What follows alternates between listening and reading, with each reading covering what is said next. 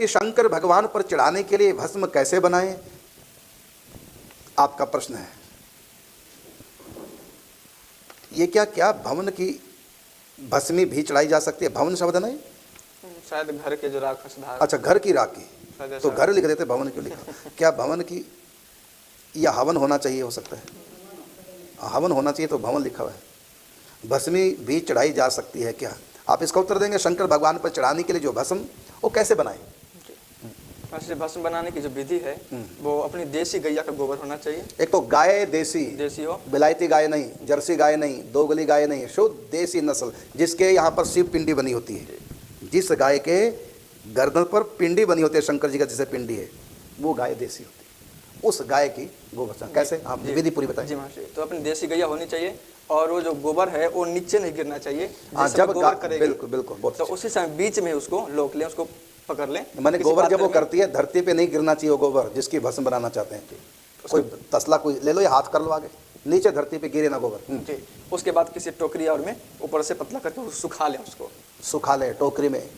जी, उसके बाद फिर उसको हवन करके उसको फिर भस्म बना ले, फिर उसको हम लगा सकते हैं, वो पवित्र होता है। वो पवित्र है, ऐसे कहीं की नहीं लेना चाहिए। फिर उसके बाद अपन स्वयं भी लगा सकते हैं, पहले तो शिव जी को लगाएं, उसके बाद स्वयं भी लगा सकते हैं उसको। अच्छा, ये बताएंगे कि जैसे वैष्णव में ऊर्ध्व पुंड लगाते हैं, भगवान शंकर शैव संप्रदाय में त्रिपुंड होता है, त्रिएक पुंड होता है, इसकी विधि क्या लगाने की? वैष्णव की तो हम सिखाते हैं कि 2 सीधी रेखा है, ऊर्ध्व रेखा 2 है। वैष्णव के जितने मंत्र हैं, माने तिलक हैं, अलग अलग संप्रदाय के अलग अलग प्रकार हैं, लेकिन सब में एक क्या कि 2 ऊर्ध्व रेखा होता है, नीचे से ऊपर की तरफ जाता है। ऊर्ध्व 2 रेखा हर हमारे वैष्णव के हर संप्रदाय में। आकार अलग अलग भले हो जाए, लेकिन रेखाएं सबकी 2 ही होती है, नीचे से ऊपर। नीचे से थोड़ा आकार बदल जाता है, अलग अलग संप्रदायों की अलग अलग पहचान, अलग अलग गुरु प्रदत्त तिलक हुआ करते हैं। अपनी मर्जी से तिलक नहीं लगाना चाहिए, नहीं तिलक का आकार प्रकार अपनी मर्जी से होना चाहिए। गुरु प्रदत्त प्रकार और गुरु प्रदत्त सामग्री से ही जो आज्ञा हो, संप्रदाय में जो नियम है उसके अनुसार, क्योंकि तिलक कोई भी अपनी मर्जी से नहीं लगाता, ये भगवान से प्रारंभ हुए हैं, जो गुरु परंपरा से हम तक ये तिलक पहुँचे हैं।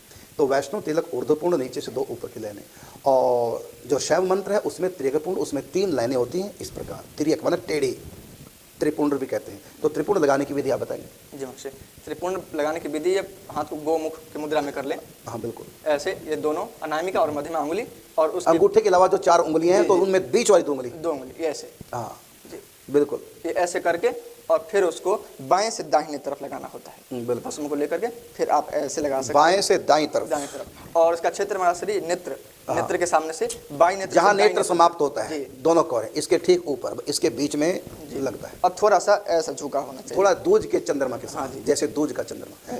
इस विधि से लगता है कि उंगलियां 2 ही होंगी और अंगूठा थोड़ा नीचे की तरफ होगा, और जब हम लगाएंगे तो ऐसा करने से 3 रेखाएं अपने बन जाएंगी।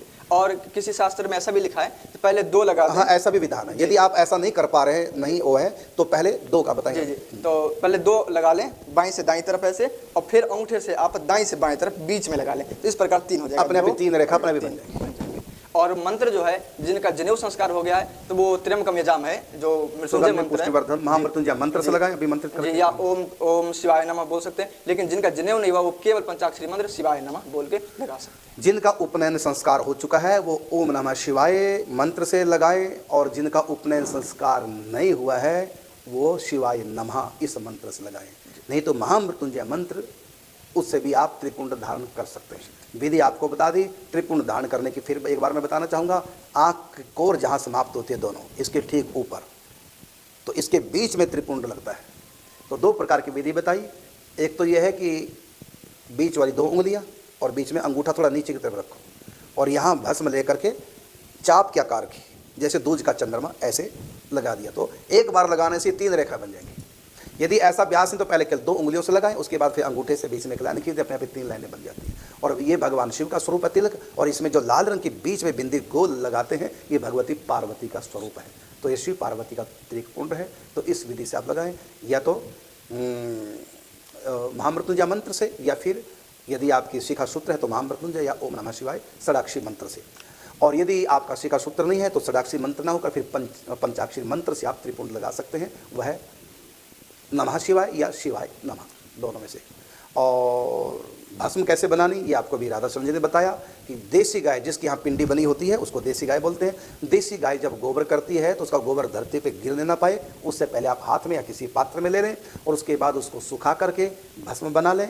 उस भस्म से ही भगवान शंकर जी को लगता त्रिपुंड और फिर आप अपने माथे पे दान करें। इसमें एक और विधि है, दिया जो सुबह में यदि लगाएं दोपहर से पहले तो गीला करके लगाएं, हाँ। जल मिला के लगाएं, और दोपहर के बाद हो सके तो चंदन मिला के लगाएं, जल न मिलाएं, और शाम को तो बिल्कुल अकेला केवल भस्म ही लगाना चाहिए, सूखा लगाना।